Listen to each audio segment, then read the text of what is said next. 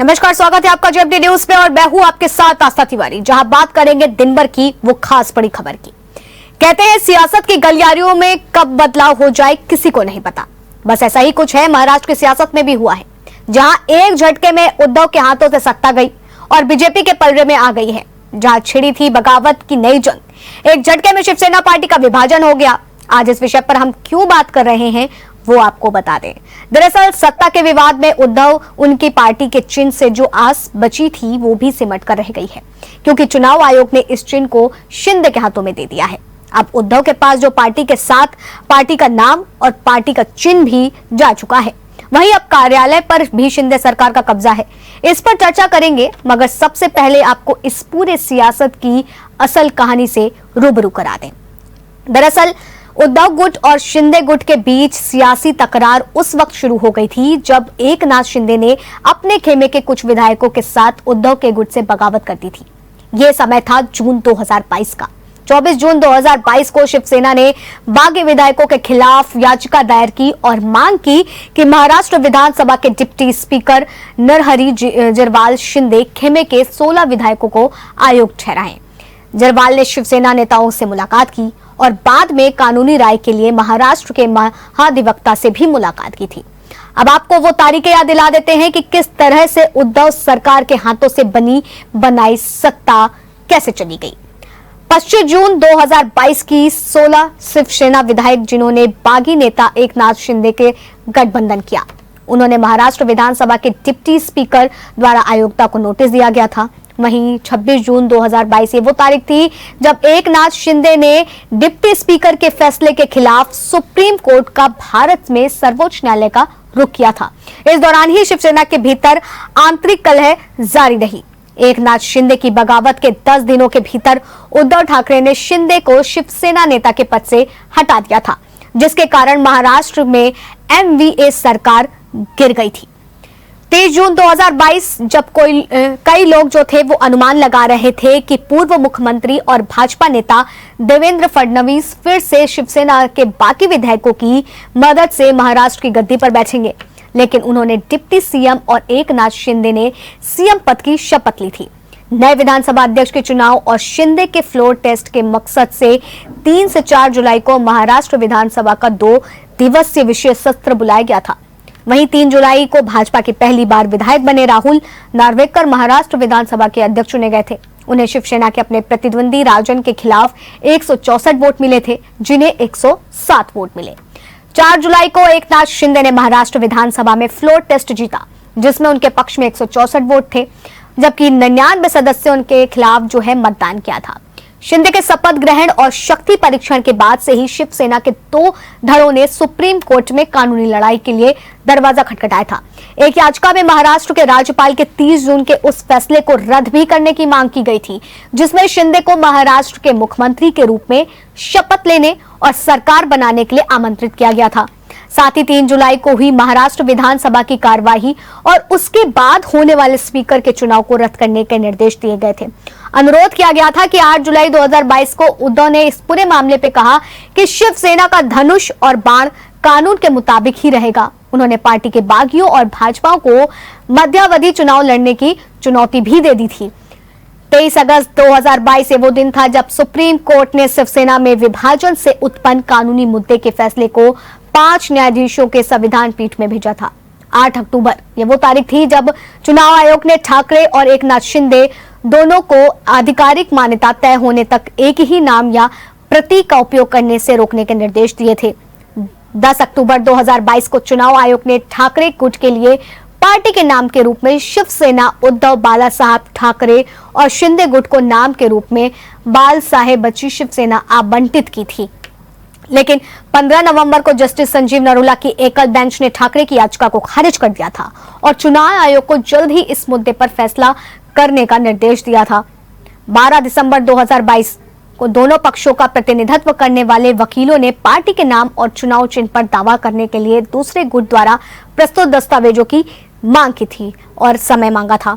लेकिन 13 दिसंबर 2022 वो तारीख थी जब महाराष्ट्र के पूर्व सीएम उद्धव ठाकरे ने एकल न्यायाधीश की पीठ के आदेश के खिलाफ दिल्ली उच्च न्यायालय का रुख किया, जिसने शिवसेना के नाम और तीर कमान को फ्रीज करने के भारत के चुनाव आयोग के फैसले के खिलाफ उनकी याचिका खारिज कर दी थी। 10 जनवरी 2023 को एकनाथ शिंदे ने वकील महेश जेठमलानी ने तर्क दिया कि 2018 में जिस तरह से शिवसेना का संविधान बदला गया वह अवैध था। शिंदे गुट के बारे में कहा गया था कि एकनाथ शिंदे के पास बहुमत चाहे विधायक हो या सांसद हो या संगठन के लोग, एकनाथ शिंदे की असली शिवसेना है।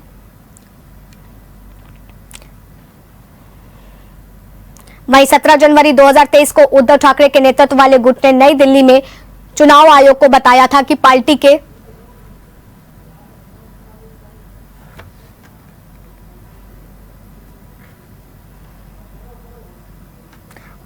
संशोधित संविधान में खामियों पर शिंदे खेमे द्वारा रखी गई दलीलें विरोधाभासी से भरी थी।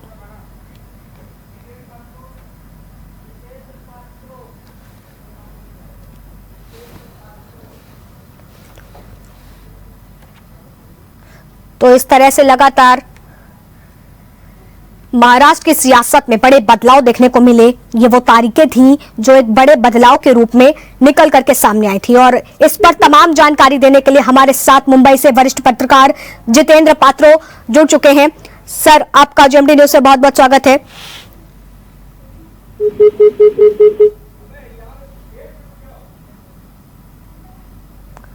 तो सर, जितेंद्र पात्रो से हमारा संपर्क टूट गया है, तो आपको बता रहे हैं कि किस तरीके से सियासत के खेमे में एक बड़ी बदलाव आया। सियासत में किस तरीके से उद्धव ठाकरे की पार्टी में जिस तरीके से 16 विधायकों ने बगावत करी और उसके बाद उद्धव ठाकरे को अपना घर छोड़ना पड़ा 2022 में। उनको एक उम्मीद थी कि शिवसेना का चुनाव चिन्ह उनके हाथों में आएगा, मगर चुनाव आयोग के फैसले के बाद जो आंकड़ों के आधार पर लिया गया फैसले, बहुमत के मद्देनजर ये जो फैसला लिया गया, ये एक सबसे बड़ा सवाल खड़ा हुआ, जहां उद्धव ठाकरे के हाथ से पार्टी का नाम के साथ साथ चुनाव चिन्ह भी जा चुका है। अब इसको लेकर के वो सुप्रीम कोर्ट में अर्जी लगा रहे हैं। लगातार पक्ष विपक्ष पलटवार कर रहा है और इस पर तमाम जानकारी देने के लिए मुंबई से वरिष्ठ पत्रकार जितेंद्र पात्रो जुड़ चुके हैं। जितेंद्र जी, जिस तरीके से सत्ता गई, चुनाव चिन्ह गया, कहीं ना कहीं बैक फुट पर नजर आ रहा है कि उद्धव ठाकरे जा रहे हैं, क्या कहेंगे?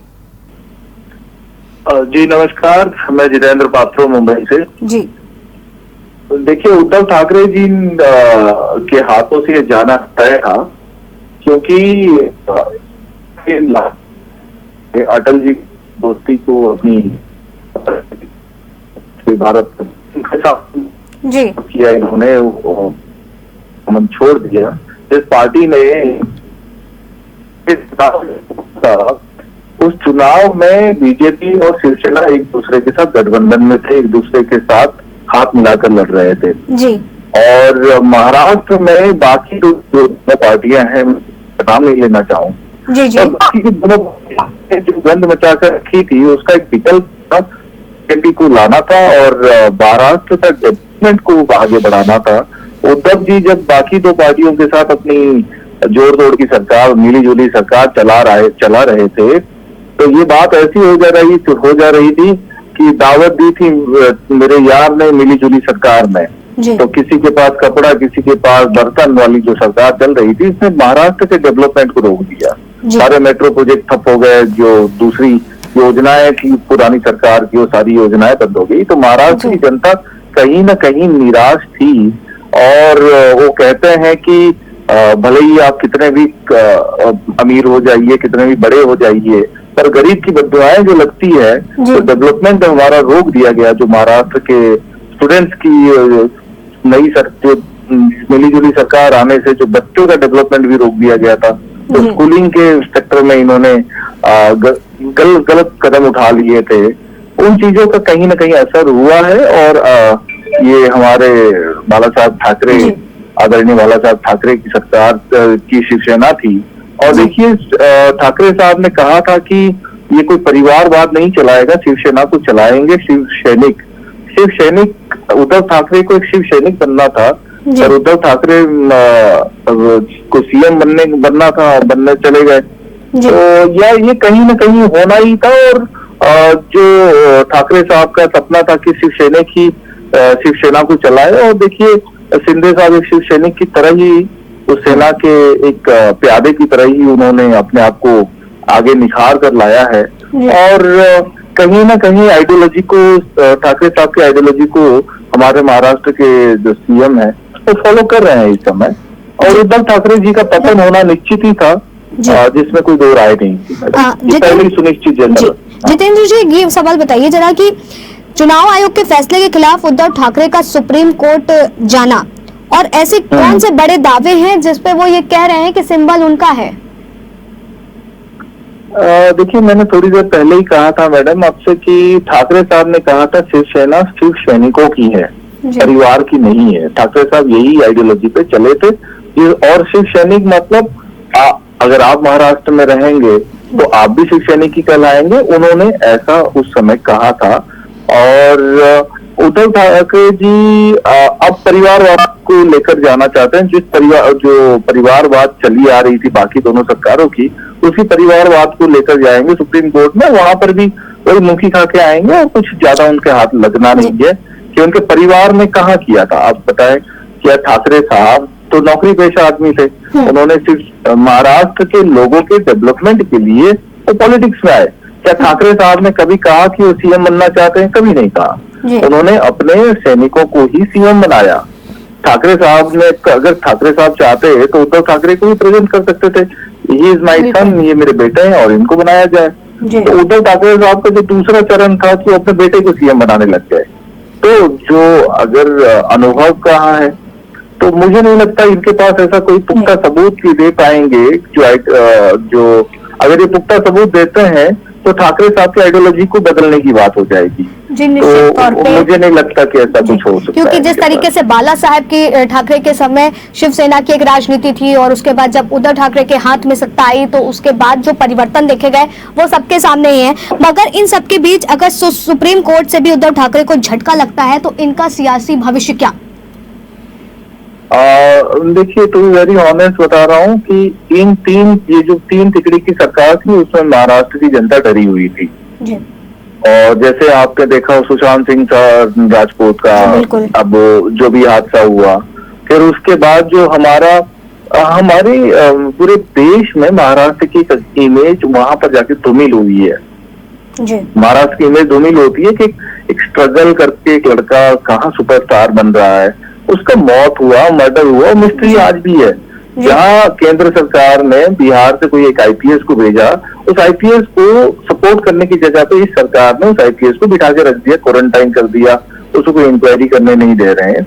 तो आप ये बताइए, फिर यहाँ की जनता तो पहले ही डरी हुई है, तो इनका भविष्य तो अधर में ऐसे ही लटका हुआ है। और दूसरा, इनके पास कोई सक्सेसर नहीं है।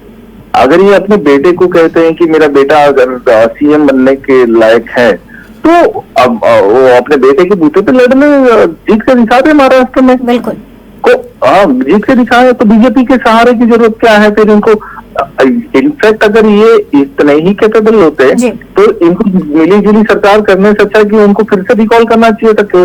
कोई सरकार ही नहीं बनने देना चाहिए था इनको रिकॉल इलेक्शन कमीशन से फिर से इलेक्शन करवा देना चाहिए था, अपने बूते पे खड़े हो जाना चाहिए था। बिल्कुल जितेंद्र जी, बहुत बहुत शुक्रिया तमाम जानकारी देने के लिए। तो जिस तरीके से जितेंद्र जी ने हमको तमाम चीजें बताई कि किस तरीके से अगर देखा जाए तो उद्धव सरकार का जो एक वो है, अगर सुप्रीम कोर्ट से उनको झटका लगता है तो उनका सियासी भविष्य कहां पहुंच जाएगा। फिलहाल अभी देखा जाए तो पूरी तरीके से जो है चुनाव आयोग के फैसले के बाद सियासत महाराष्ट्र में गरमाई हुई है। वहीं आपको बता दें कि 17 फरवरी 2023 यानी कि चुनाव आयोग ने यह आदेश दिया था कि एकनाथ शिंदे गुट को शिवसेना के आधिकारिक नाम और बाला साहब ठाकरे द्वारा स्थापित पार्टी के प्रतीक तीर कमान चिन्ह मिलेगा। अब आपको बता दें कि चुनाव आयोग के फैसले के बाद से ही किस तरह से पक्ष विपक्ष एक दूसरे पर हावी हो रहा है। आपको दिखा देते हैं कि जहां उद्धव ठाकरे केंद्र सरकार पर निशाना साध रहे हैं, तो वहीं संजय राउत अपने दिए बयान के बाद मुश्किलों के घेर में गिर गए हैं, जिस वजह से उन पर आपत्तिजनक टिप्पणी करने का मुकदमा दर्ज हो गया है। अब वहीं महाराष्ट्र में जनता को संबोधित करते हुए केंद्रीय गृह मंत्री अमित शाह ने जम करके विपक्ष पार्टी पर निशाना साधा है। आइए एक नजर डालते हैं। तरह से शिवसेना को तोड़ने के लिए हजारों करोड़ रुपया खर्चा किया गया। शिवसेना महाराष्ट्र का स्वाभिमान और अस्मिता है। बालासाहेब ठाकरे ने शिवसेना बनाई थी महाराष्ट्र के स्वाभिमान के लिए, यहाँ के जो भूमिपुत्र है उनके न्याय के लिए। वो शिवसेना तोड़कर खरीदकर आप लोग जिस प्रकार से विकट हास्य कर रहे हो, तो उसका मतलब क्या होता है? महाराष्ट्र के दुश्मन कोई भी हो, एक जमाने में हमने दिल्ली के कांग्रेस नेताओं से भी यही लड़ाई की थी। आज कोई नया कांग्रेस वाला बन गया है उनका मुखौटा पहनकर, तो जरूर हम उनसे भी लड़ेंगे। हर राज्य के, हर प्रांत के अपने अस्मिता और स्वाभिमान होता है, और शिवसेना बालासाहेब ठाकरे जी की, उद्धव ठाकरे जी की, ये इस महाराष्ट्र की, इस भूमि का स्वाभिमान और अस्मिता है। आप उनके ऊपर अगर हमला कर देंगे, उनको खत्म कर देने की कोशिश करेंगे, लेकिन शिवसेना खत्म नहीं होगी भाई। ये अंगार है, ये अंगार है, आग है, ये नहीं बुझेगी। बीच में ही अपना रिजल्ट सुनवा देगी। ठीक है, कल उन्होंने मेरा धनुष्य बाण छीन लिया, अब खुद प्रभु रामचंद्र मेरे साथ आ गए, आप ही ने दिए हैं। तो ऐसे होता रहता है, ये संजोग की बात है या पता नहीं इसके पीछे क्या राज है, लेकिन होता है, कभी कभी ऐसी बातें होती है। और मैंने तो कल रास्ते पे उतरकर चुनौती दी है। जिन लोगों ने मेरा पार्टी का नाम और धनुष्य बाण छीन लिया है, उनको मैंने चुनौती दी है कि अगर आप मर्द हो, आप में हिम्मत हो है, तो आप मेरा चुराया हुआ धनुष्य बाण लेकर मेरे सामने आइए, मैं मेरी मशाल लेकर सामने आता हूं, देखेंगे क्या होता है।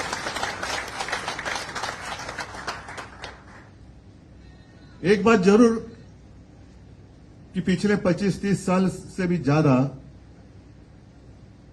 हम और आप एक दूसरे के विरोधी थे, कांग्रेस और राष्ट्रवादी और शिवसेना। उत्तर भारतीय और मराठी नहीं मैं कह रहा हूं, कांग्रेस, राष्ट्रवादी और शिवसेना। तो ऐसी कौन सी बात हो गई कि हम तो हिंदुत्ववादी थे। आज भी मैं कहता हूं मैं हिंदू हूं, मैंने हिंदुत्व कभी छोड़ा नहीं है और ना ही छोड़ूंगा। मैंने तो भाजपा को छोड़ा है, हिंदुत्व को नहीं छोड़ा है। भाजपा मतलब हिंदुत्व नहीं है, और उनका जो हिंदुत्व है वो हमारा हिंदुत्व नहीं है, वो हमें मंजूर नहीं है। मैं खुलेआम कहता हूं, जो मेरे पिताजी ने मुझे सिखाया वो हिंदुत्व ये नहीं है। और मेरे पिताजी की भाषा में कहे तो राष्ट्रीयत्व है आमचं हिंदुत्व है। हमारा जो हिंदुत्व है वो देश से जुड़ा हुआ है, लेकिन इनका जो हिंदुत्व है वो कैसे है कि आपस में लड़ाई लड़ाओ, आपस में झगड़ा कराओ, परिवार में झगड़ा लगाओ, पार्टी में झगड़ा चालू करो और सत्ता हासिल करो। कल कोई आया था पूना में, कहते हैं, उन्होंने पूछा क्या कैसे चल रहा है महाराष्ट्र में, तो कहा कि आज बड़ा अच्छा दिन है। तो क्यों? तो शिवसेना का नाम और चिन्ह हमने अपने साथ जो गुलाम आए हैं उनको दे दिया। तो व्यक्ति बोले बहुत अच्छा, मोगैम्बो खुश हुआ। ये मोगैम्बो है, मिस्टर इंडिया अगर आप याद करें तो उसमें यही है ना, मोगैम्बो यही चाहता था कि देश में एक दूसरे के साथ लड़ाई हो जाए, लोग आपस में लड़ते रहे और वो लड़ाई में व्यस्त रहेंगे तो मैं राज करूंगा। यही तो है आज के मोगैम्बो, यही तो है। वो भले हिंदू है, लड़ो, हमारे साथ है, वही हमारे, वो हिंदू हो या कोई हो, कोई उसका उसमें फर्क नहीं पड़ता। आप हमारे पार्टी में आते हो तो ही हिंदू है, और नहीं है तो आपने हिंदुत्व तो छोड़ दिया। आप मुझे बताओ, मैं तो जैसे आपने कहा इंतजार कर रहा हूं बीकेसी में कब आप जनसभा करते हो। मुझे तो लोगों के सामने आना है, लोगों के बीच में आना है और पूछना है, बताओ मैंने क्या गलती की है। 2.5 साल में मुख्यमंत्री था, कहां मैंने भेद किया है? आपस में लड़ाई कभी मैंने करवाई है? कभी शिवसेना ने आपस में लड़ाई लगाई है, की है? कभी नहीं। दुख इस बात का होता है कि 92-93 की जब आपने जिक्र किया तो यही तो मेरे शिवसैनिक है। आज अनिल परब है, वायकर है, विनायक जे, ऋतुजाताई बसले त्यांचं तेव्हा रमेश होता, भाऊ कोरगावकर है, इकडे पण काही लोक असतील, ये तो हमारे सैनिक है जिन्होंने मुंबई को बचाया था। और आज जो हिंदुत्व की बात कर रहे हैं वो उस वक्त कहां थे? एड्रेस नॉट नोन, कहां गए पता नहीं। और आज बड़े सीना तान कर आ रहे, 56 इंच की छाती। अरे आपकी 56 इंच का जो सीना है उस वक्त कहां था? उसको तो पसीना आया था। आप कहते हैं 56 इंच का सीना, उस वक्त तो पसीना ही पसीना हुआ था। तो उस वक्त जिन्होंने मुंबई बचाई उनको आप अभी गुनहगार मान रहे हो। और मैं कांग्रेस के साथ गया, मैं नहीं गया, भाजपा ने मुझे ढकेला है, भाजपा ने मुझे ढकेला। और ये बात मैं दोहराना इसलिए चाहता हूं ताकि गलतफहमी आपके मन में ना रहे। 2014 में मैंने नहीं युति तोड़ी थी, भाजपा ने युति तोड़ी थी, और तब भी मैं हिंदू ही था ना, आज भी हिंदू हूं। उस वक्त आपने युति तोड़ी थी। बाद में जब आपको पता चला, जरूरत पड़ी कि अरे शिवसेना तो साथ में लगेगी, क्योंकि उस वक्त लास्ट मोमेंट चंद्रकांत जी, मतलब चुनाव, वो जो नामांकन पत्र दाखिल करने की डेट रहती है, उसके एक दिन पहले उन्होंने युति तोड़ी। बड़ी मुश्किल थी, क्योंकि 288 जगह पर मैं कैंडिडेट कहां से लाऊं, तो भी हम लड़े, अकेले लड़े तो 63 आए थे हम। बीजेपी को ऐसा लगा था कि वो अकेले की जोर पर सत्ता संभालेगी, नहीं संभाल सके, हमारी मदद लेनी पड़ी। उसके बाद अमित शाह घर पे आए थे, और ये तो मैंने जब दसरा की रैली हुई थी अभी की शिवाजी पार्क, तो मैंने मेरे मां और पिताजी की कसम खाकर शपथ लेकर कहा था कि ये बात सच है।